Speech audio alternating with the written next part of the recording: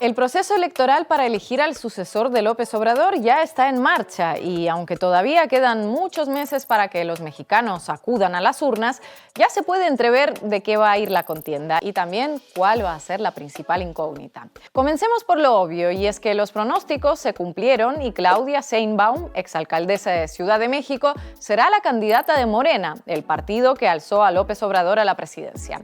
En el otro lado del tablero, la oposición concurriría a las elecciones en coalición bajo la candidatura de la senadora conservadora Xóchitl Gálvez. Es decir, es muy probable que en 2024 México consiga tener su primera presidenta de la historia, ya que esas dos formaciones políticas son las que tienen posibilidades reales de alzarse con el triunfo. Eso sí, siempre que no surja alguna que otra sorpresita de último momento. Salve Regina, Mater Misericordiae. Y el candidato a esa sorpresita tiene nombre y apellido: Eduardo Verástegui. Y para que nos entendamos todos, desde el principio de este vídeo significa la irrupción o más bien articulación de la ultraderecha en México. ¿Quién es Eduardo Verástegui y de dónde sale este personaje? ¿Qué redes políticas y mediáticas se están tejiendo para posicionarlo como candidato? Y sobre todo, ¿por qué deberíamos preocuparnos? Estos son algunos de los asuntos que hoy trataremos en Cafeína. Háganse socios de Canal Red, no se olviden de suscribirse a nuestros canales de YouTube. Estamos también en otras redes sociales como Twitter, Instagram, Facebook y TikTok. Y ahora también pueden leernos en Diario Red.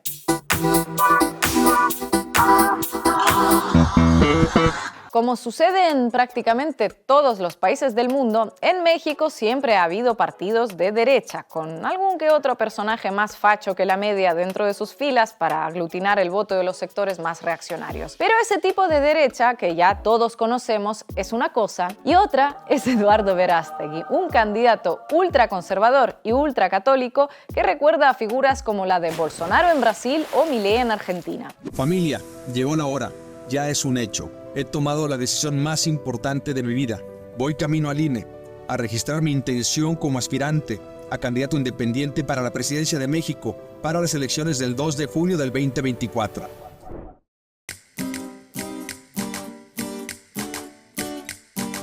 A lo largo de mi carrera, he tenido la oportunidad de conocer a muchas personas, caminar por diferentes países y conocer muchas realidades.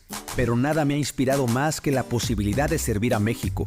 Quiero ofrecer todo lo que soy para defender la vida, la familia y las libertades fundamentales. Por eso aspiro a ser el presidente de México.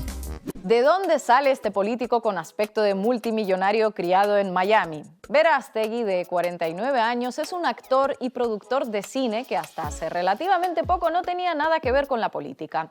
Sus inicios fueron las telenovelas y un grupo de música con un estilo que recuerda al de los estadounidenses Backstreet Boys. En fin, dejémoslo pasar. Más tarde saltó a la gran pantalla en Hollywood como actor y productor. De hecho, su trabajo más reciente es Sonido de Libertad, una película que aborda un caso real en el que un agente federal estadounidense deja su trabajo para fundar una ONG y dedicarse a salvar a niños explotados sexualmente y víctimas de trata. Hasta aquí todo parece bonito, es un buen tema para tratar y denunciar.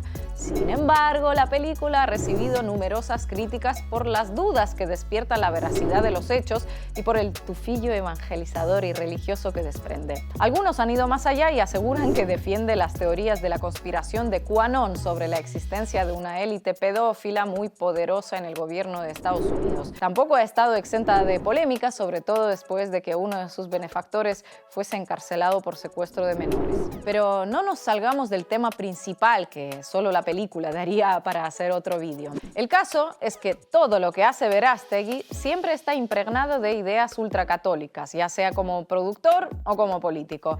Está en contra del aborto, de los derechos LGBT o de la eutanasia. Amarla también sería dejarla decidir, sobre su cuerpo. Pero no es su cuerpo.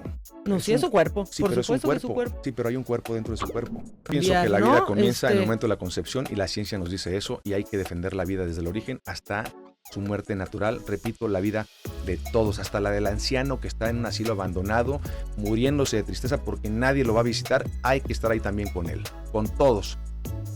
Yo estoy a favor de que todo ser humano tenga el amor de una mamá y de un papá Su fe es tan profunda que asegura que practica la castidad desde hace 2 décadas. Es una virtud y no tendrá más relaciones sexuales hasta que se case. De momento, sigue soltero. El sexo es sagrado, es un regalo de Dios, hay que cuidarlo, hay que preservarlo. ¿Para qué? Para compartirlo con la mujer más importante, con la persona más importante de tu vida. En mi caso, ¿quién va a ser esa persona? La madre de mis hijos. ¿Quién? Mi esposa. ¿Cuándo? El día en que me case. Tiene otros importantes atributos como negar el cambio climático o rechazar la vacuna contra el COVID. Y todo ello, ya saben, en defensa de la libertad. ¿Cómo les gusta esta palabra a los fachos para lo poquito que la defienden? Y quiero cambiar a México.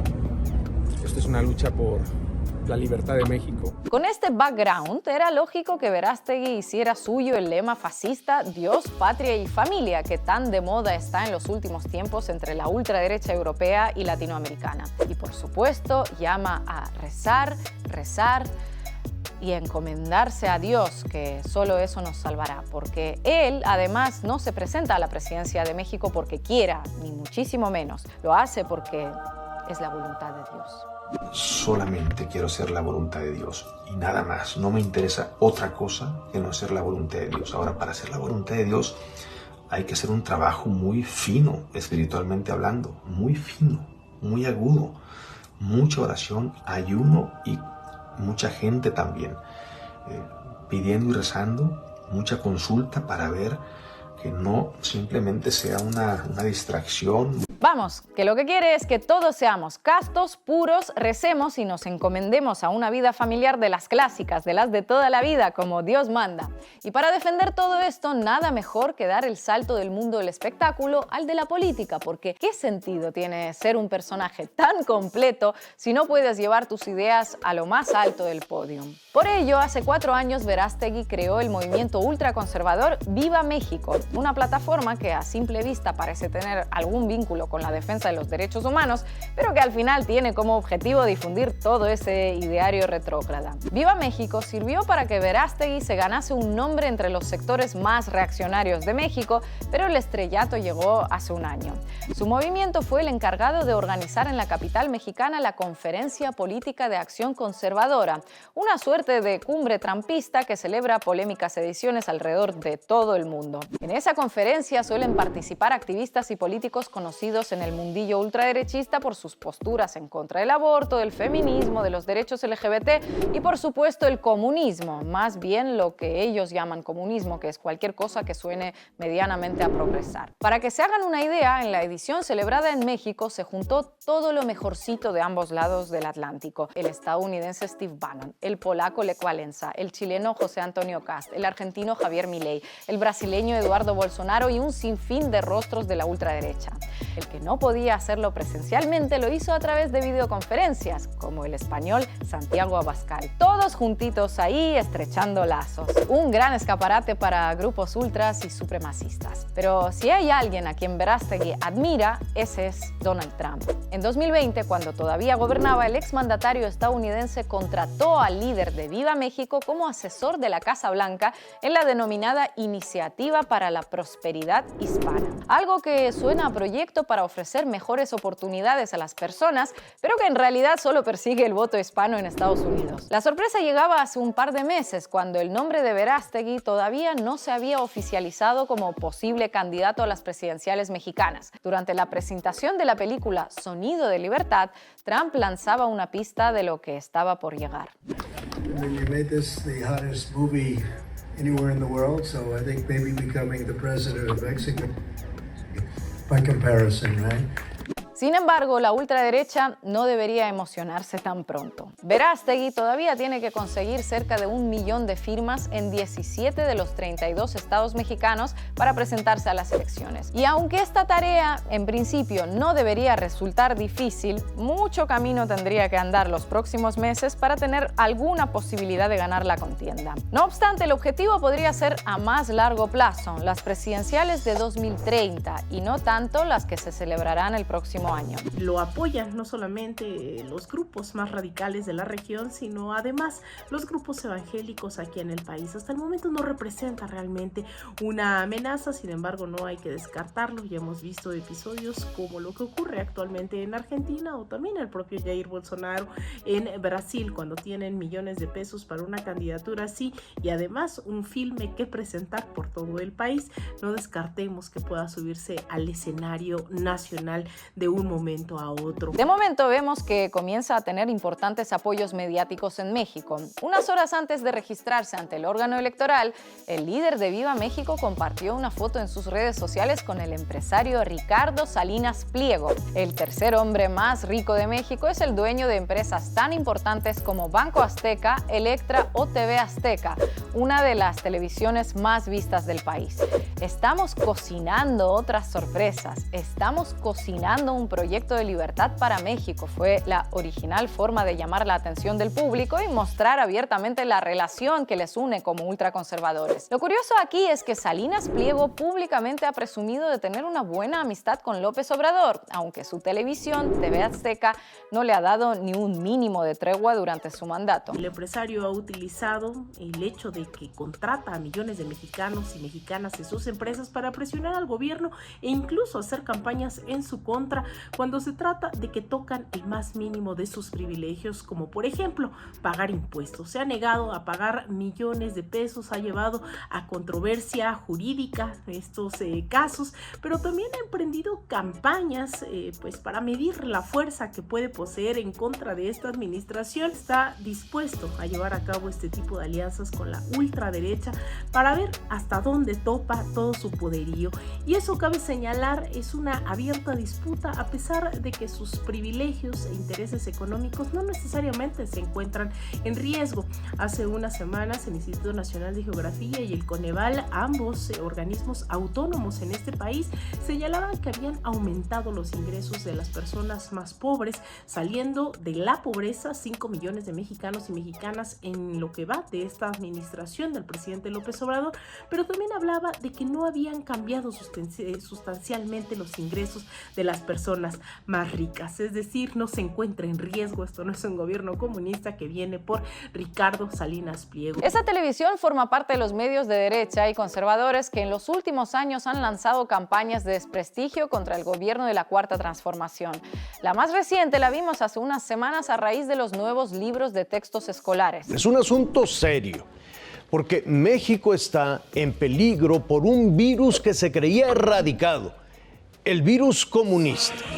Su resurgimiento está en la educación comunista que la Secretaría de Educación Pública busca imponer a las niñas y a los niños de México. Ya se imaginan de qué va esto, porque es la misma polémica que ha surgido en cualquier país del mundo con un gobierno progresista que haya tratado de reformar los contenidos educativos. Los nuevos libros son comunistas, fomentan la homosexualidad y la ideología de género, adoctrinan a los niños, son el mismísimo diablo. Los libros de texto, en la mayoría de los casos, ni siquiera los han leído. Entonces, ven comunistas por todos lados, así como los ovnis. Los marcianos llegaron ya y llegaron bailando cha-cha-cha, cha-cha-cha, cha-cha-cha, cha-cha-cha. Habrá que ver qué otros empresarios y medios se unen a Salinas Pliego y Grupo Azteca en los próximos meses para darle a Verástegui un último empujón hacia la presidencia y evitar que esos comunistas sigan en el poder. Y esto no es una exageración, es exactamente lo que sucedió con Bolsonaro en Brasil y lo que está sucediendo con Milei en Argentina, que pese a todos sus exabruptos y sus ideas extremistas, como negar la dictadura, tiene posibilidades reales de ganar las elecciones. La estrategia de la ultraderecha siempre es la misma, porque ni siquiera aportan nada nuevo que no se haya visto antes. Se presentan ante la ciudadanía como antisistemas, rebeldes, los únicos capaces de solucionar los problemas del país. Te hablan de una izquierda comunista y una derecha tímida, cobarde, que tiene miedo a decir lo que realmente piensa, que ha renunciado a sus ideales para acomodarse al establishment. Aprovechan cualquier malestar social para agitar a las masas, puede ser el dato de la inflación, la tasa de pobreza, la inseguridad o todo aquello donde puedan sacar rédito político. Luego viene la campaña contra las personas que están en situación de vulnerabilidad o necesitan más ayuda por parte del Estado, a las que siempre culpan y tratan de privilegiadas. Pueden ser las mujeres, las personas LGBT, las personas racializadas, los pobres. Sus exabruptos les permiten aparecer día tras día en los medios de comunicación, donde todo comienza como un chiste, pero donde consiguen recabar importantes apoyos. Y finalmente consiguen la victoria. En el caso de Verástegui, solo el tiempo dirá hasta dónde llega el personaje y si consigue aglutinar a una mayoría que le permita ganar, ya sea el próximo año o en 2030.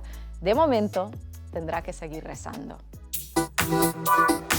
Bendito San José, aumenta nuestra fe y protégenos. Jesús protege y salva a los no nacidos y a sus mamás. Tercer misterio glorioso. Tercer misterio glorioso, la venida del Espíritu Santo. Un beso a mi bandera. Además, ven aquí el águila. Mexicanos somos águilas reales, no aves de corral.